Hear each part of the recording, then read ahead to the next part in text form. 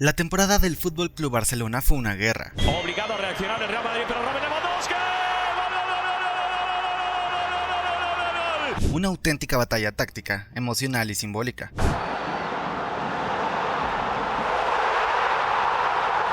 Que nos devolvió la intensidad de aquellos días en que Mourinho y Guardiola dividían al mundo. Fue una guerra de clásicos, de historia y de orgullo.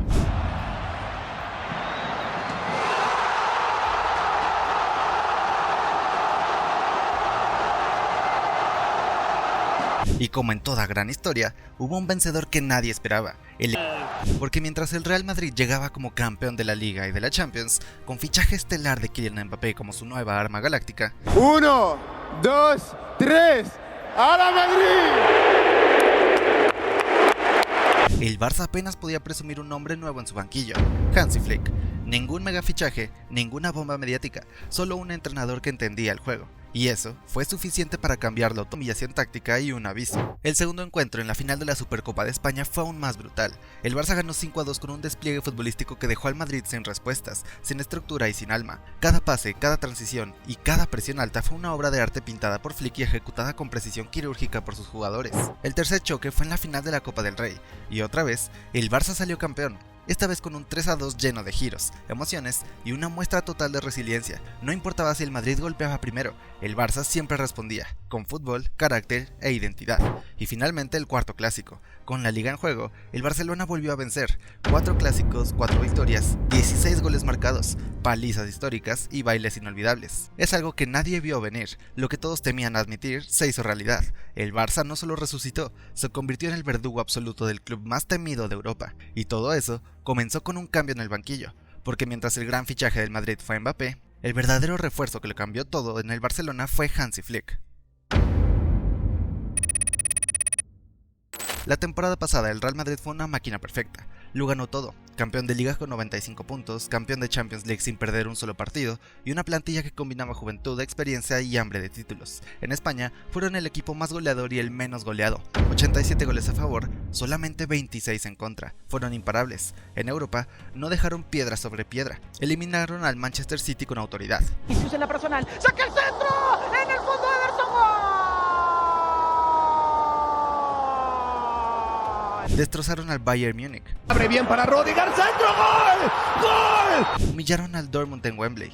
Vinicius, Vinicius, Vinicius, Vinicius, gol, gol, gol, gol.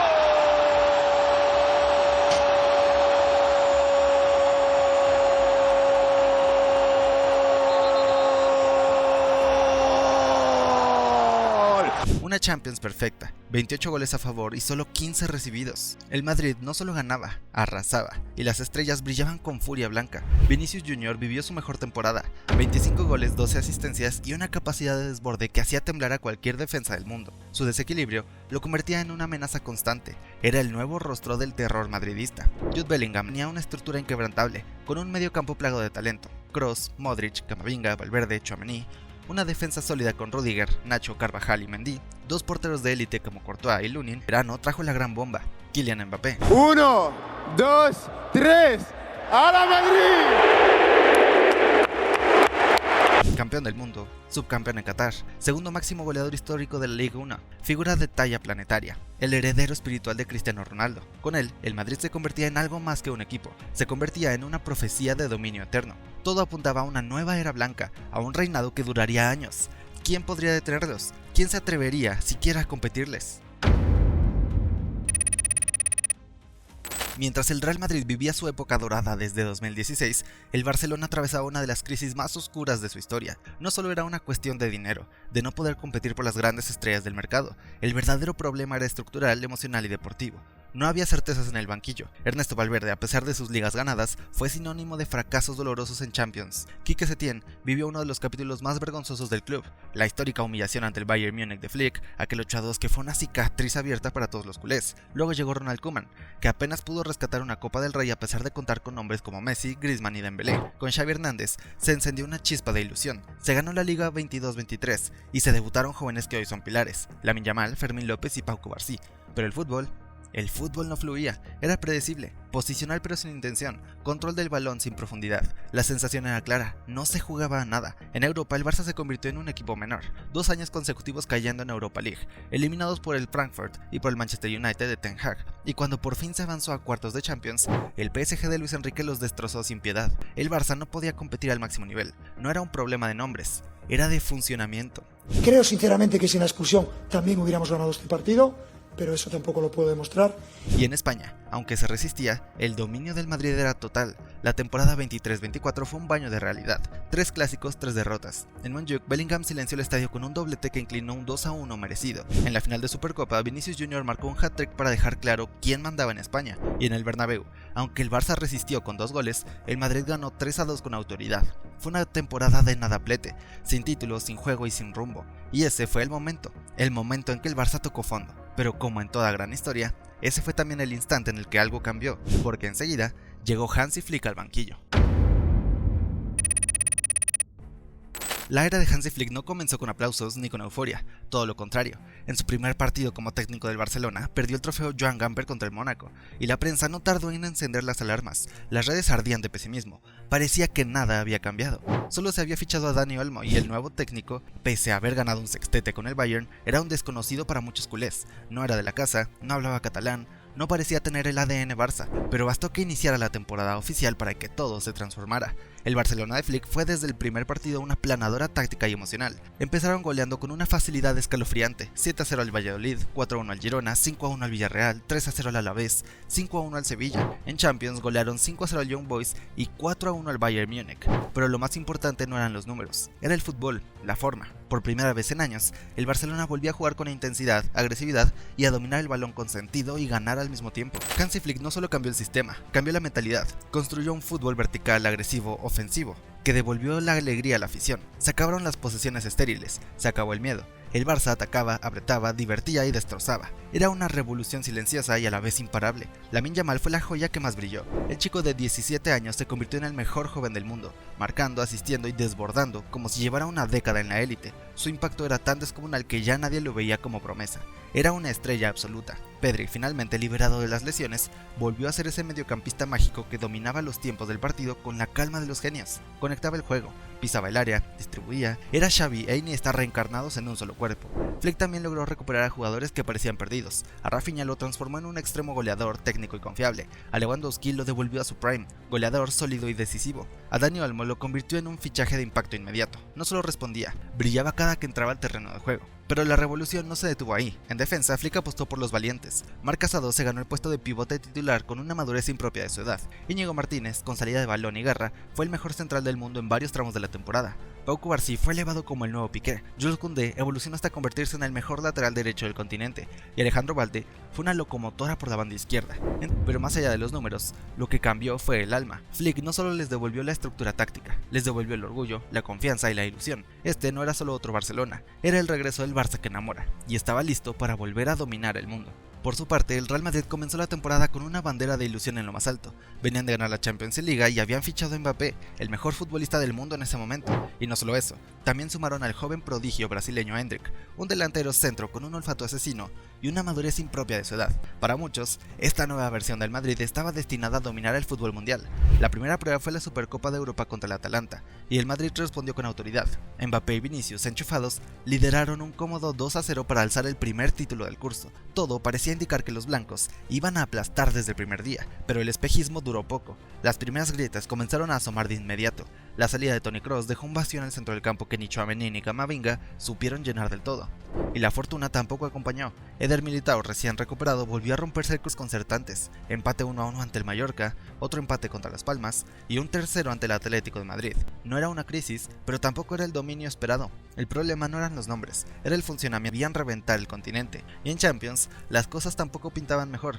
Perdieron 1-0 ante Lille en un partido donde se mostraron sin ideas, espesos, desconectados. Después, contra el Dortmund sufrieron 2 goles en contra en el primer tiempo, aunque una remontada épica con hat-trick de Vinicius maquilló el marcador final con un 5-2. Fue una victoria clásica del Madrid, pero el problema era que ya no impresionaban como antes. Las dudas se acumulaban, la afición lo sabía, el entorno también. El equipo no convencía y no encontraban su identidad. No jugaban mal, pero tampoco jugaban del todo bien. Y entonces llegó la prueba de fuego. el día marcado en rojo en el calendario, el 26 de octubre, el primer clásico de la temporada. El Barcelona visitó el Santiago Bernabéu y lo convirtió en un escenario de humillación, imponiéndose con un contundente 0-4, un resultado que no solo sorprendió a propios y extraños, sino que cambió el rumbo emocional y futbolístico de la temporada. En ese partido, Hansi Flick enseñó que había estudiado cada milímetro del Madrid de Ancelotti y que no había llegado al Barça para sobrevivir, había llegado para dominar.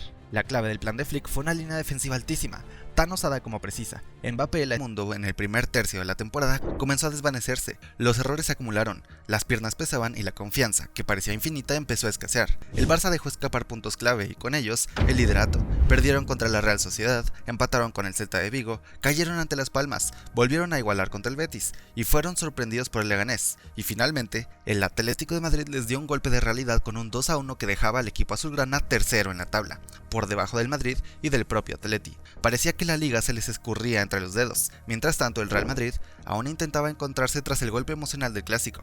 Sin embargo, ocurrió algo inesperado. Vinicius Jr. se lesionó muscularmente, y en su ausencia, Kylian Mbappé encontró libertad. Por primera vez desde su llegada, el francés jugaba sin tener que compartir protagonismo. Comenzó a verse cómodo, desatado y por momentos, verdaderamente imparable. Los madridistas recuperaban la ilusión con su nueva estrella. Y así llegamos al segundo clásico, la final de la Supercopa de España, un duelo que se antojaba más parejo que el primero. El Madrid llegaba con más certezas, con Mbappé en forma y el Barça recién recuperando a varios de sus jugadores clave. Para cubrir la baja de Iñaki Peña, el club había fichado a Szczesny como nuevo guardameta. Todo apuntaba a un partido cerrado, pero el resultado fue nuevamente una tormenta blaugrana. A pesar del gol tempranero de Mbappé al minuto 10, una transición rápida que sorprendió a todos, el Barcelona no solo no se desordenó, se encendió. Flick tenía un plan, y como los grandes maestros, lo ejecutó con frialdad quirúrgica. El Barça presionó alto con un 4-3-3 agresivo, sincronizado, letal. Lamine Yamal, Lewandowski y Gavi formaron una primera línea de presión que cerró todos los caminos de salida del Madrid. Esa presión anuló completamente al centro del campo blanco. Tchouaméni, Valverde y Camavinga fueron desbordados una y otra vez. Cada error en salida del Real Madrid era una oportunidad para el Barcelona, y el Barça no perdonó. Pero lo más brillante fue la transición ofensiva. Cada recuperación de balón se convertía en ataque en cuestión de segundos. Flick había desterrado la posesión inútil y apática de antaño y la había reemplazado por un fútbol vertical, eléctrico y cargado de intención. Rafinha y Lamine Yamal se movían como cuchillas entre líneas. Pedri distribuía como un director de orquesta y Lewandowski recuperaba su mejor versión en el área. La defensa del Madrid, lenta, desconectada y mal organizada, no pudo resistir. Las largas distancias entre el medio y la saga blanca fueron un banquete para el Barça. Por más que Valverde, Camavinga o Ceballos intentaron cerrar espacios, la velocidad de los azulgranas les pasó por encima. 1, 2, 3 y 5 goles. Un 5-2 demoledor que dejaba en claro quién mandaba en el fútbol español. Después de levantar la Supercopa con una exhibición inolvidable, el Barcelona volvió a alcanzar un estado de forma brutal. El golpe de autoridad ante el Real Madrid no fue una casualidad, fue un aviso, un punto de inflexión. El Barça comenzó a encadenar una racha arrolladora de partidos y el fútbol desplegado era simplemente imparable. Golearon 7-1 al Valencia y desde entonces no volvieron a conocer la derrota durante 13 partidos consecutivos, empatando solo contra el Betis. El resto fue un vendaval blaugrana que azotó toda España. 4-1 al Sevilla, 4-0 a la Real Sociedad, 4-2 al Atlético de Madrid en un partidazo que les devolvió el liderato en la tabla, 3-0 a los Osasuna, 4-1 al Girona y un frenético 4-3 ante el Celta. En la Copa del Rey, el Barça mantuvo su ritmo ofensivo, golearon 5-1 al Betis en octavos y destrozaron al Valencia 5-0 en cuartos de final. En semifinales se enfrentaron al Atlético de Madrid en una eliminatoria épica, una remontada histórica les dio el pase a la final. El hambre del equipo era innegociable, el Barça había vuelto. Y había vuelto para ganar. En Champions League, el equipo de Flick también mostraba su mejor versión europea en años. El Benfica cayó en octavos con absoluta claridad.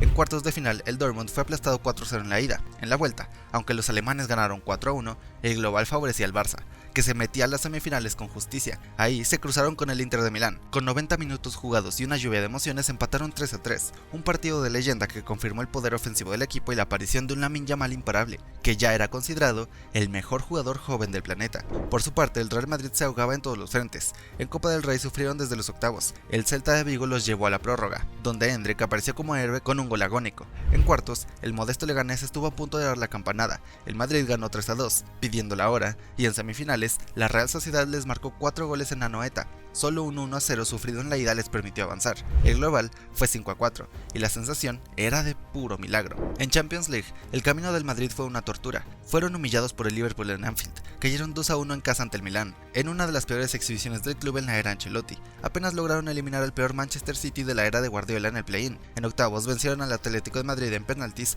gracias a un fallo técnico de Julián Álvarez que anuló su penalti, un pase lleno de polémicas y sin brillo. Pero todo eso se acabó en cuartos de final. El Arsenal de Declan Rice los destruyó en el Emirates con un 3-0, que dejó sin alma al equipo blanco. En la vuelta, con un Madrid sin ideas ni energía, el Arsenal cerró la serie con un 2-1. El global fue un demoledor 5-1, una de las eliminaciones más duras en la historia reciente del club merengue. El Madrid se quedaba sin liga, fuera de Champions, y solo le quedaba la Copa del Rey, pero el rival en la final era el mismo que les había quitado todo esta temporada, el Barcelona, el verdugo que los había dejado en evidencia partido tras partido. La tercera batalla estaba por comenzar, y todo indicaba que sería la definitiva. En el tercer clásico de la temporada, el Barcelona volvió a escribir una página dorada en su historia reciente. Se proclamó campeón de la Copa del Rey 24-25 tras vencer al Real Madrid en una final épica que tuvo absolutamente de todo: remontadas, drama, nombres propios y sobre todo carácter. Porque más allá del trofeo, lo que hizo gigante a este Barça fue su capacidad de reaccionar ante la adversidad, de jugar con identidad cuando todo parecía escaparse y de plasmar en el campo el sello futbolístico de Hansi Flick. Desde el inicio el plan fue claro: el Barça salió a dominar con el balón. No era una posesión estéril, cada pase tenía sentido, cada circulación una intención. Pedri manejaba los hilos, Frenkie de Jong ofrecía líneas de pase, Dani Olmo rompía entre líneas y Lamine Yamal ponía la magia por la derecha. La estructura táctica era sólida y el balón fluía entre los mediocampistas como una sinfonía. El Real Madrid lentamente comenzó a replegarse, incapaz de romper el dominio territorial del Barça. Aunque no se generaron demasiadas ocasiones claras, el control psicológico del partido ya era blaugrana, y se reflejó en un gol que les permitió irse al descanso con ventaja. Pero la segunda parte fue otra historia. El Madrid ajustó líneas, subió su bloque y presionó más alto. En apenas 5 minutos dieron vuelta al marcador, un latigazo doble que pareció apagar al Barcelona y encender la narrativa blanca. Durante varios minutos, el partido pareció teñirse de blanco, pero entonces apareció la verdadera flama de Flick, los ajustes en el momento indicado. Al 65 Fermín López ingresó por Dani Olmo, y con él entró energía, rebeldía y fuego. Ferran comenzó a soltarse, Yamal recuperó su espacio y Rafinha volvió a aparecer por dentro. Fermín, con sus llegadas desde segunda línea, rompió el sistema defensivo del Madrid. El Barça recuperó la iniciativa, la posesión volvió a tener dirección y los espacios se abrieron otra vez. Entonces, Lamine Yamal se transformó en leyenda. Parlant amb Ronald Artelli li vaig dir: si ens marquen un gol no passa res, si ens marquen dos no passa res, perquè aquest any no poden amb nosaltres, ho hem demostrat, estem molt contents i visca el Barça. El chico de 17 años asumió el peso del partido y lo resolvió como si tuviera una década de clásicos en las piernas. Primero asistió a Ferran Torres para empatar el encuentro, y finalmente en el tiempo extra Jules Koundé, interceptando un balón, sacó un disparo inatajable. El Real Madrid, agotado y sin respuestas, se desdibujó. El Barça no solo había ganado una final, había reafirmado una idea, un estilo, un presente. Hansi Flick había devuelto el orgullo competitivo, la capacidad de ilusionar y, lo más importante, la sensación de que este equipo jamás se rinde. Lo que parecía una temporada de transición se estaba convirtiendo en una epopeya. El triplete estaba más cerca que nunca, solo debían superar al Inter de Milán en San Siro. Faltaba un clásico más, pero antes el Barcelona debía superar una última montaña para llegar a la final de la Champions y mantener vivo el sueño del triplete. El obstáculo era el Inter de Milán en la vuelta, y los italianos se presentaron como el rival más difícil de toda la campaña. En un primer tiempo de máxima exigencia, los nerazzurri se adelantaron con 2 goles, exhibiendo una solidez táctica abrumadora. El Barça parecía noqueado, pero lo que ocurrió en la segunda mitad fue una demostración de carácter. Eric García, Dani Olmo y Rafinha lideraron una remontada heroica. En el 87, con el 3-2 a favor, el pase a la final estaba casi asegurado, pero entonces aparecieron nuevamente los errores de Ronald Araujo. 2 desconexiones en defensa permitieron al Inter empatar y luego anotar el gol del triunfo en los últimos minutos de la prórroga. El sueño del triplete se desvaneció en cuestión de instantes. Fue un golpe durísimo, pero incluso en la eliminación, el Barça se fue con respeto, dignidad y un fútbol que enamoró a toda Europa. Pero aún quedaba una batalla más. El cuarto clásico de la temporada son su hábitat natural. Cuando el mundo tiembla, Lamine sonríe.